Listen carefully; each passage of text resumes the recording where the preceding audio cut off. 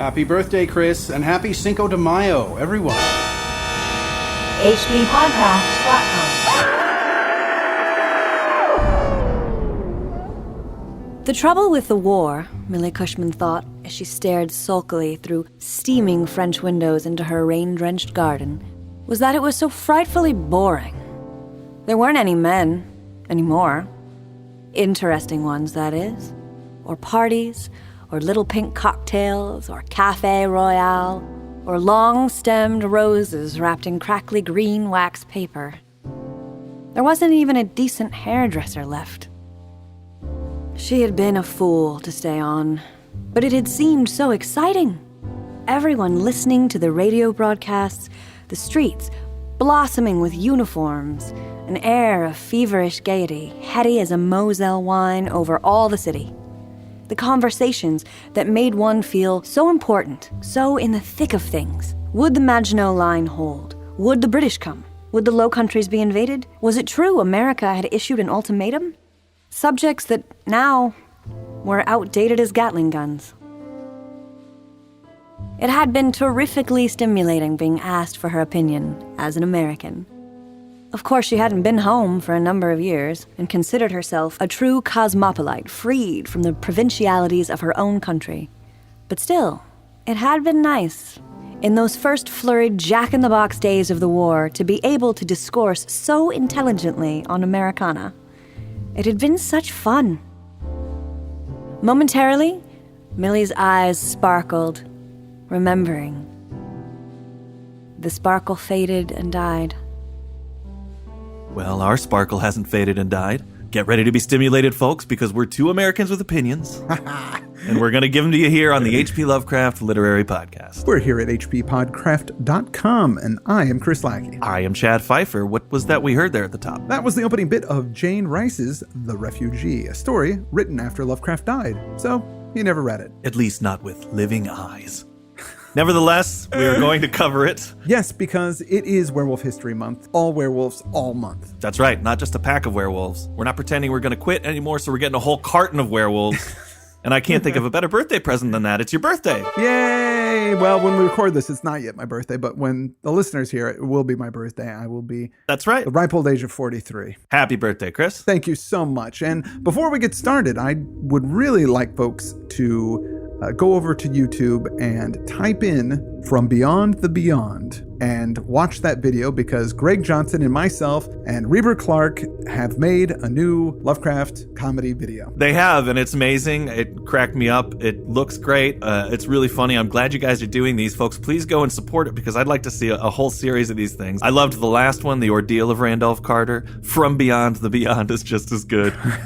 Chris, you're awesome in it. Everybody needs to check it out. So go over to YouTube, type in From Beyond the Beyond, and feast your eyes on Greg Johnson and Christopher Lackey's second satirical Lovecraft short. Who was our lovely reader that we had at the beginning there? That was my lovely wife, Heather Klinke. She is a powerful voice, and I am so glad that she's a part of our show. Yes, I was glad she came in last minute and knocked it out of the park, as always. Thanks so much for reading. And this story, The Refugee, that we're covering today, was actually recommended to us by a listener. Yeah. Even before we asked for werewolf stories. Carolyn Meikle wrote in and sent us a link to a site, a story of the week presented by Library of America. And The Refugee was a story of the week in 2011, so on that page it was there to read for free. Luckily, this Library of America page also had a preface with some background on the author and the publication of the story, which I will now quote liberally. Yeah. This is what it had to say. The preface started off by talking about John W. Campbell, who was responsible for shaping the golden age of science fiction. He edited Astounding Science Fiction, which was later Analog. It actually was first called Astounding Stories before he was the editor. And that was the magazine that published Lovecraft's At the Mountains of Madness. Yes. We actually talked about John W. Campbell on those Mountains of Madness shows that we did, because he was the author of the later, somewhat similar story, Who Goes There? Yes. Which was, of course, adapted into The Thing from Outer Space, and later John Carpenter's filmed The Thing. So that's Campbell. Now, one other notable thing about him was that he encouraged and published female writers in the pulps, which really wasn't done much at the time. From 1939 to 1943, Campbell published a magazine called Unknown, which specialized in fantasy, and in this magazine, he introduced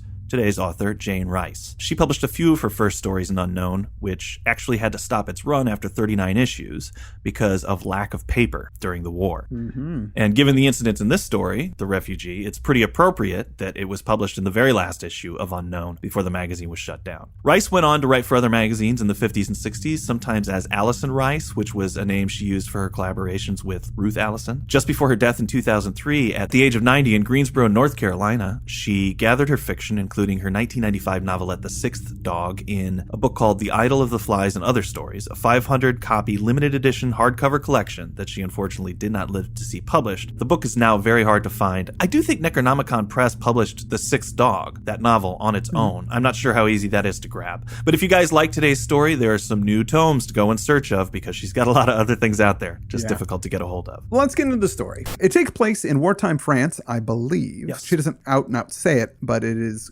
pretty heavily implied. It was published in 1943, and she makes references to the occupation. And the occupation would have still been going on at that time. France fell to the Germans and was occupied between 1940 into 44. In 44, the Normandy and Provence landings occurred, which allowed the Allies to stop that. But for those years, France was occupied by the German army. So things were pretty tough in France. Nazis occupying them, folks coming in to fight them. It's tough. There's no war stuff in this story, just a woman with no men around and little food and niceties. Because the occupation in France was really defined by the shortages for the people. The Germans basically plundered the country. The thing that they did that was terrible is they made the French government pay for the whole occupation at an exchange rate that they decided. So millions a day. Yeah. For them to be cut off from the world because they cut off all international trade with the Allies. No imports could come in. That also meant no fuel. France doesn't produce its own oil. So even within the country, nobody was able to get anything to anybody else, including the coal that was produced domestically. That wasn't circulating. All imports are shut down. People can't get things from other parts of the country. She mentions that there's no men, and there's an extreme shortage, obviously, because if the men were in the army, they're likely either dead or they're being held as prisoners of war in Germany, which most of the French army was for the duration of this occupation. So there was no labor either for folks to be producing things. If you can put yourself in that place, all trade, supply, and commerce are totally shut down. All you have is what you can grow or what you can trade for based on what you might have already had or what you could loot. So it's a dismal, dismal time for the people in France. The protagonist of this story is a woman named Millie. Millie is an American who now lives in France. She talks about how her city became quiet one night. The mood changed, but she wasn't really sure why. And Millie was really annoyed with having to ration, saving all of her hairpins and her soap ends. She was a woman of some means, but in the wartime, she's just stuck with what she's got. Right. I mean, it doesn't matter how much money you have. There's just nothing available. And I think it was just unexpected to her that France would be occupied this way. She was either in France for boarding school or maybe she was just living the expatriate life. Then she decided to stick around when the war kicked off because it was just really exciting to be there. America wouldn't have been in the war yet. For her, it was exciting to see all the men in their uniforms around, and people wanted to know things about what America was going to do when they were going to act. And so it made her feel important to be an American. But now things have gone totally south and she's just waiting for a visa to get out. But it's a long wait. It's that Casablanca kind of thing. She's just stuck there till, the right people allow her to get her visa and leave. She compares the city to a ghost now that it's occupied, but then she comes up with this different metaphor. She says, no, not a ghost, a cat. A gaunt gray cat with its bones showing through as it crouched on silent haunches and stared unwinkingly before it, like one of those cats that hung around the alley barrels of the better hotels, or used to hang. Cooked, a cat bore a striking resemblance to a rabbit. So, keep this in mind. Animals are in trouble in the city. If you're a dog or a cat, you should probably invest in a fake mustache and an overcoat because otherwise they're going to find you, cook you, and eat you, right? Right. And she also talks about how when she was a child, she had this game she would play. She would watch the street lights in front of her house come on at dusk, and she would tell herself that if she never blinked until they all came on, she'd have a wish come true that she would determine, some kind of new doll or hair ribbon. And that's how she feels now. She's going through this period of pain, but she feels if she can just endure it long enough, she'll get something, a wish of some kind. I gotta say, I was already really into the story at this point. It's just so refreshing to read some modern writing with normal flashbacks and normal character development. Yep. Her dad had a butcher shop in Pittsburgh where she grew up, and he invented some fancy cleaver and got super rich. And then he choked to death on one of his fillings. So Millie got all the money, and Millie's mother was called to pastures greener than anything Pittsburgh had to offer while she was still a baby. So does that mean that she just left her and her father, or that she died? To me, that sounds like she died, but you're right. It could be up to interpretation. Greener pastures than anything Pittsburgh had to offer. So that, to me, almost sounds like she just left town as opposed to the world. Either way, she had no mother. Her dad had this butcher shop. I think it's funny that she doesn't even know what her dad invented. Yeah. She says he invented a new deboner or meat cleaver or something. This is her whole inheritance comes from it, but she's not sure. Which shows that she's a tiny bit vapid, perhaps. We get more of her character as we go along. Millie does have fond memories of the butcher shop and the meat there inside, especially because she's so hungry. And, rationing is actually something folks talk about over here in the UK a lot.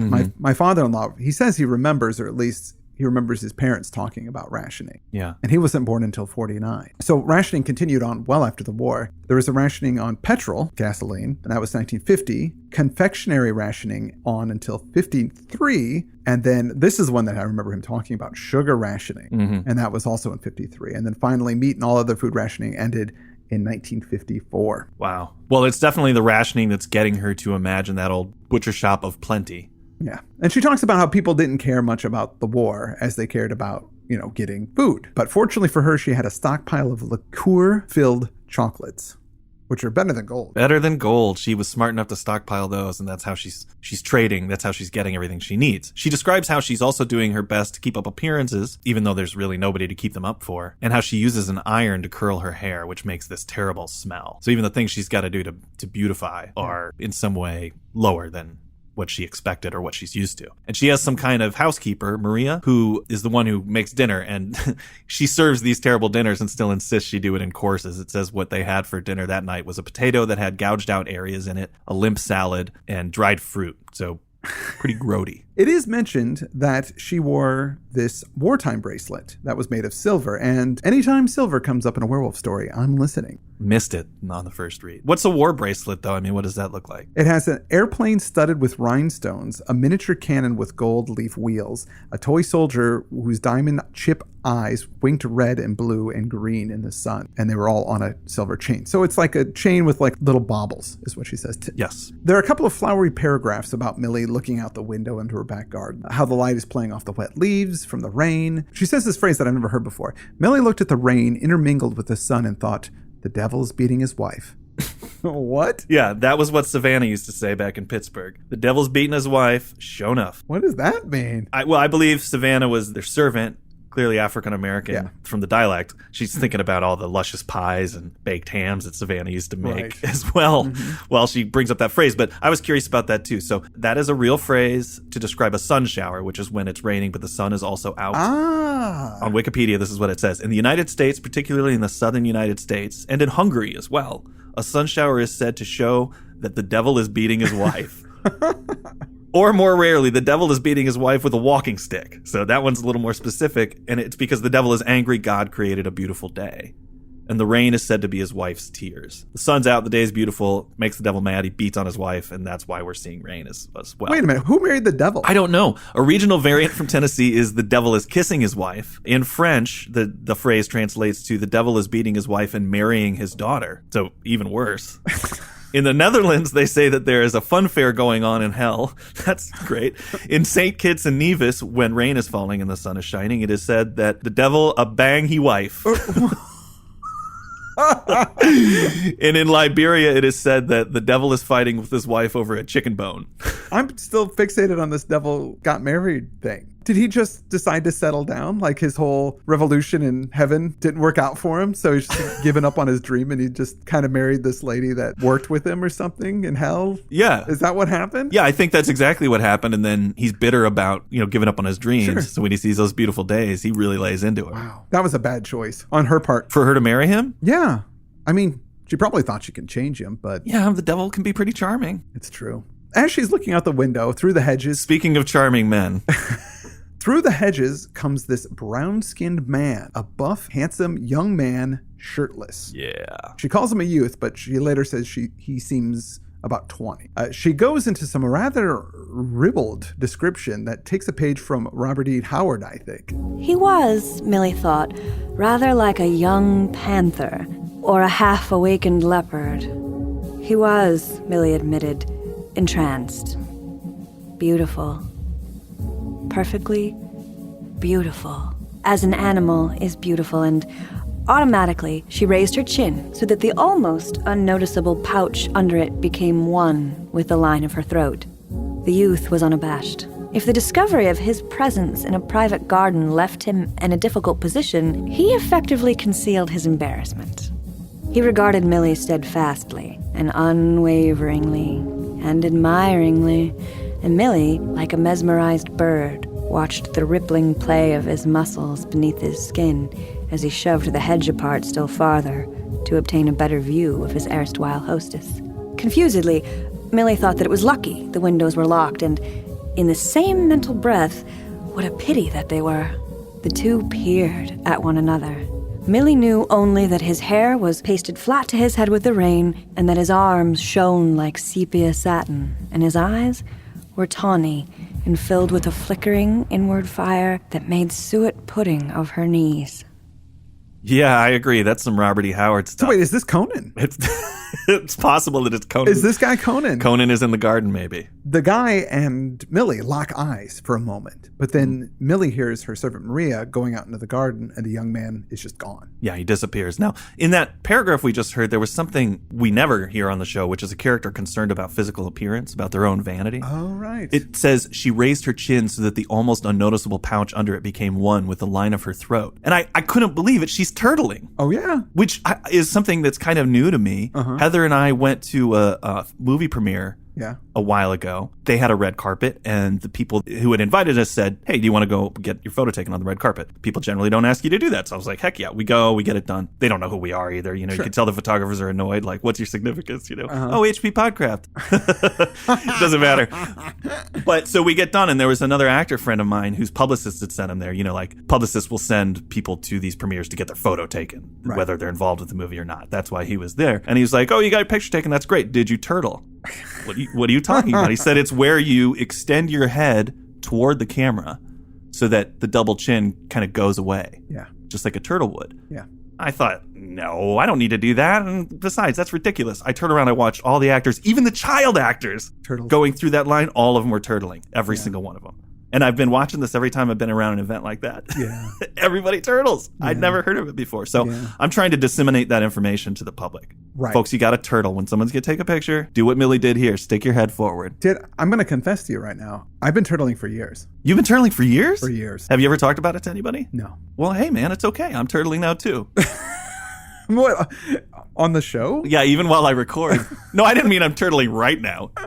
Yeah, I don't want anybody to hear my double chin. If I'm not turtling, this is what my voice sounds like. You can also, if you press your tongue to the top of your mouth, it'll also reduce your under chin baggage. But then what if somebody asks you a question, you're going to sound like Nell or something? Well, you can't. When you're getting your picture taken, you can't talk. You know, that's the thing. What's that one called? I have no idea. It's just something I did that I realized, hey, that makes that thing under my chin go away. So, okay.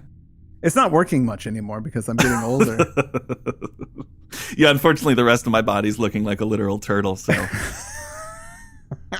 that one little thing doesn't help. I empathize with this character's vanity. If I saw a naked guy in the backyard, I'd probably do the same thing. Anyhow, as you said, Millie hears Maria, who was outside, hears her enter the house.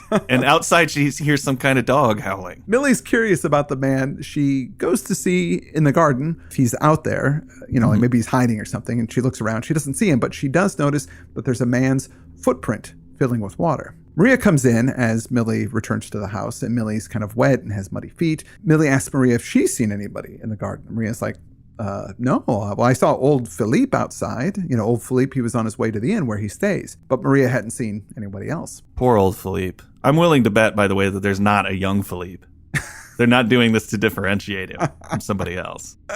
And he lost his son at Avignon. He's a sad guy, so he's not going to be creeping around looking at windows or doing anything like that. No. Maria clearly feels bad for old Philippe, so she's saying, I hope you don't think it was him, because he didn't do anything wrong. Millie stops asking Maria questions. She doesn't want to tell her anything about the man in the garden. She thinks that this guy might be a refugee. Right, and so she half suspects that Maria could be reporting things to the Germans. Mm-hmm. So she doesn't want to tell her about this guy if he happens to be a refugee or somebody who's running from them. Right. I'm sure everybody's paranoid about everything in this environment. She knows it's best for her not to get involved with any refugees. Right. But she's thinking, although he was beautiful like a stripling god, it really did something for her to just see him. I'm sure.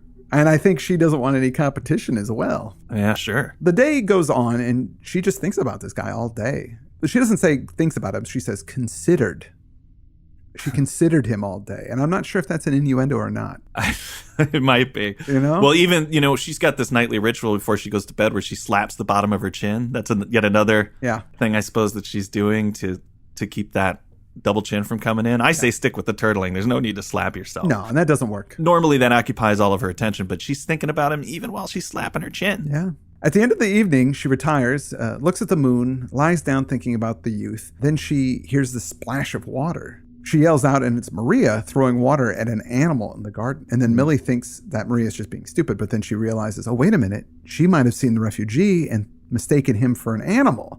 So Millie goes to the window and she calls out, wait! She called frenziedly into the darkness. Wait! Oh, please wait! This part I really thought was funny.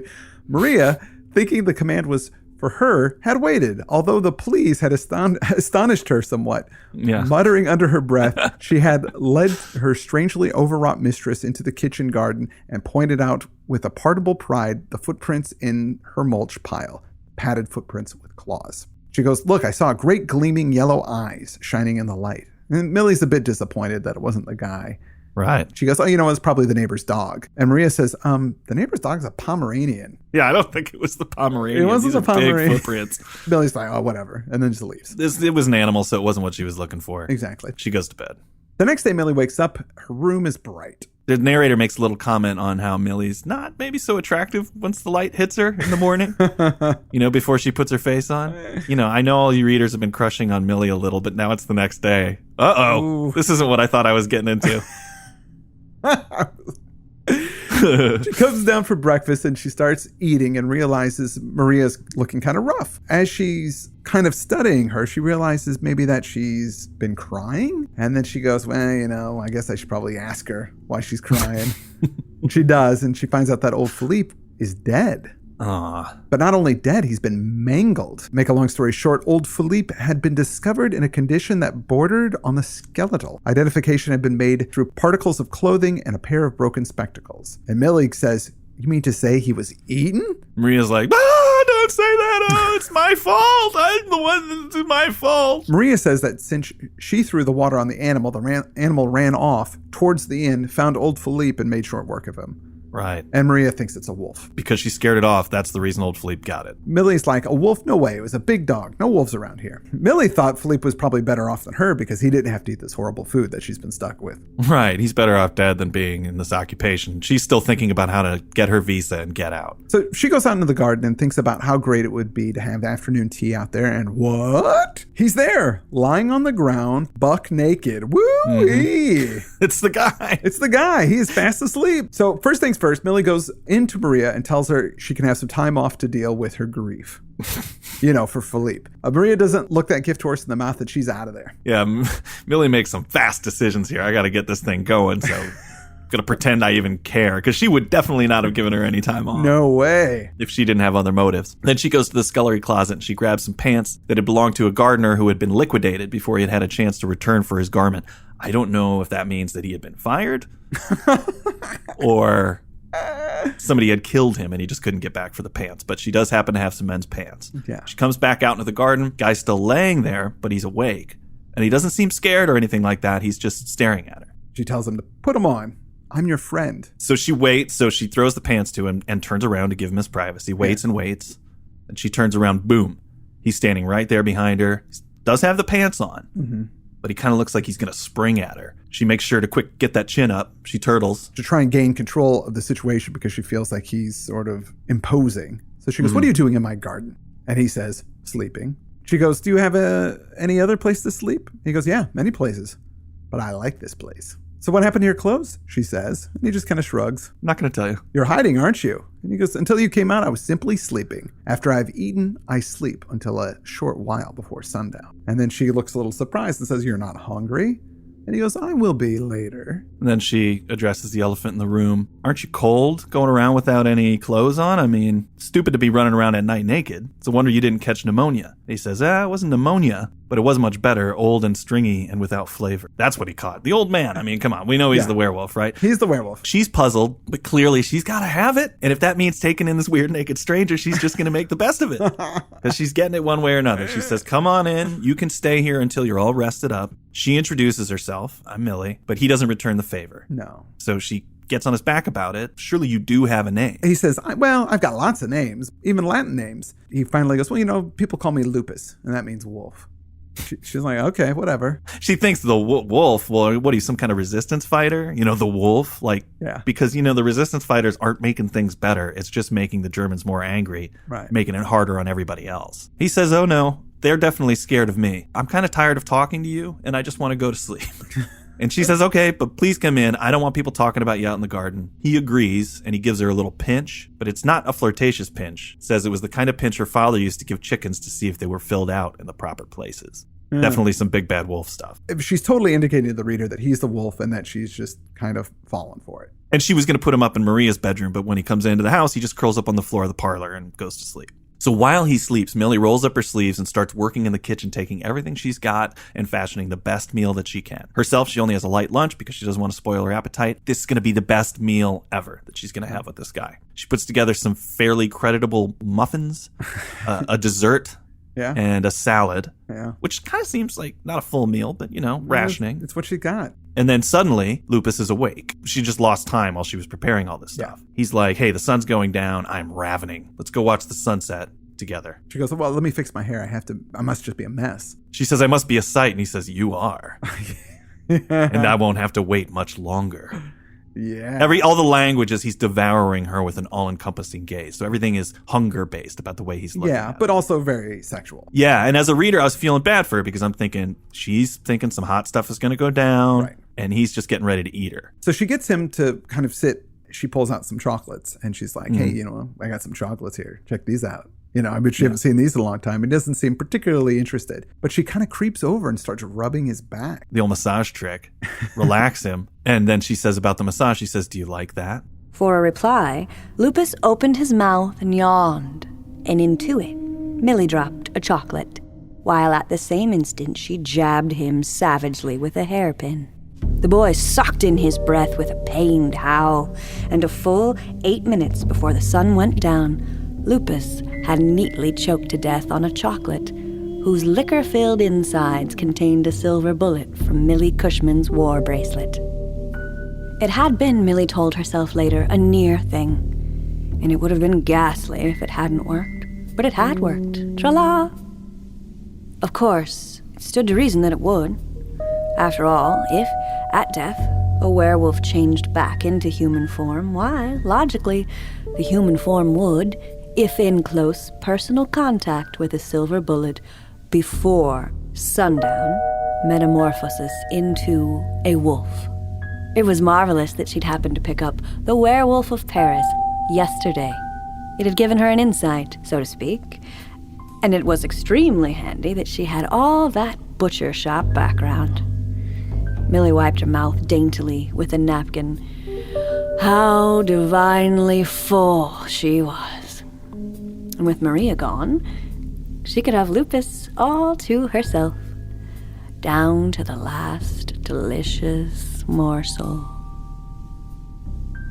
Whoa! It's a twist! Wow! She freaking ate him! I didn't see it coming. I did not see that coming. That is so rare. She really got me with that one. She got me. And it was set up throughout. They talked about how cats looked when they're cooked. Yeah. All the stuff in the butcher shop. Yeah. The food that she was preparing. Yeah. Classic misdirection where the prey becomes the predator. Really well done. Good story. Great character. Have we talked about The Werewolf of Paris ever? The novel she referenced at the end? No. Because it's something we might want to cover. People say it is the werewolf novel. It's from 1933. It was extremely popular. Oh, okay. It's a fantasy novel, mm-hmm. and it's about werewolves, but it's also got a lot of social commentary, political stuff in there. It's supposed to be really actually excellent, and I don't think we've addressed it at all. So we'll have to put that on the list. We'll have to put it on the list. I mean, it's a novel. It's at least 300 or so pages, but maybe next year, Werewolf History Month, we'll cover that novel. Oh, I'm just always excited if there's another werewolf piece of literature that we haven't looked at. Yeah, me too. Speaking of, what are we going to do next week? The next